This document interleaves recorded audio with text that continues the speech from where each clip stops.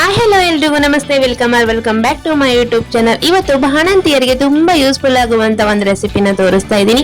ಅದನ್ನ ಯಾವ ತರ ಮಾಡೋದು, ಹೇಗ್ ಕೊಡೋದು ನೋಡೋಣ.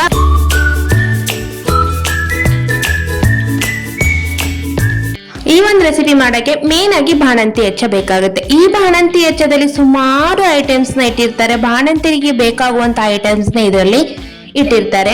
ನಮ್ಗೆ ಈ ಒಂದು ರೆಸಿಪಿ ಮಾಡಕ್ಕೆ ಏನ್ ಬೇಕೋ ಅದನ್ನ ಮಾತ್ರ ನಾವು ಯೂಸ್ ಮಾಡ್ಕೊಳ್ಳೋಣ. ಇದು ಮಿಕ್ಕಿದೆಲ್ಲ ನಾನು ಡೀಟೇಲ್ ಆಗಿ ನೆಕ್ಸ್ಟ್ ವಿಡಿಯೋದಲ್ಲಿ ಅಪ್ಲೋಡ್ ಮಾಡ್ತೀನಿ. ನೋಡ್ತಾ ಇದ್ರಲ್ಲ ತುಂಬಾ ವೆರೈಟೀಸ್ ಇದೆ. ಬಾಣಂತಿಯರಿಗೆ ಅಂತಾನೆ ಮಾಡಿರುವಂತ ಈ ಒಂದು ಬಾಣಂತಿ ಹೆಚ್ಚ.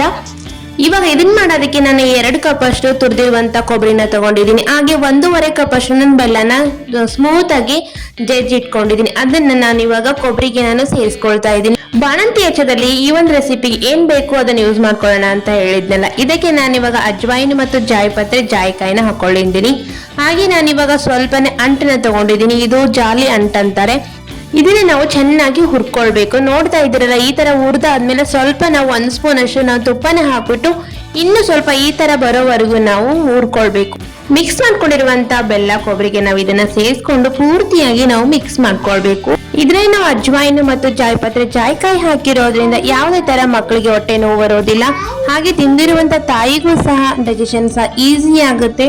ಇದನ್ನ ನಾವು ನುಣ್ಣಗೆ ಮಿಕ್ಸಿ ಮಾಡ್ಕೊಳ್ಳೋಣ. ನೋಡ್ತಾ ಇದ್ರಲ್ಲ, ಈ ತರ ನಾವು ಮಿಕ್ಸಿ ಮಾಡ್ಕೊಂಡು ಇದನ್ನ ನಾವು ಹುಂಡೆ ಕಟ್ಕೊಳ್ಬೇಕು. ಹುಂಡೆನಾದ್ರೂ ಕಟ್ಬೋದು, ಇಲ್ಲ ಹಾಗೆ ಪೌಡರ್ ಕೊಡ್ತೀನಿ ಅಂದ್ರೂ ಓಕೆ. ನಮ್ಮಮ್ಮಿ ನಮ್ಗೆ ಇದೇ ತರ ಹುಂಡೆ ಕಟ್ಟಿ ಕೊಡೋರು. ಡೈಲಿ ನನ್ ಬಾಣಂತಿ ಟೈಮಲ್ಲಿ ನಮ್ಮಮ್ಮಿ ಹೇಗ್ ಕೊಡ್ತಾ ಇದ್ರು ಅಂದ್ರೆ, ಬೆಳಗಿನ ಜಾವ ಬಿಸಿ ನೀರ್ ಹಾಕ್ಬಿಟ್ಟು ಇಲಿಗೆ ಎಲ್ಲ ಕೊಟ್ಟು ಫಸ್ಟ್ ಆಳ್ವಿ ಕೊಡೋರು. ಆಳ್ವಿ ಕುಡಿದ್ಮೇಲೆ ಈ ಒಂದು ಉಂಡೆ ಮೇಲೆ ಸ್ವಲ್ಪ ತುಪ್ಪ ಹಾಕಿ ಕೊಡೋರು.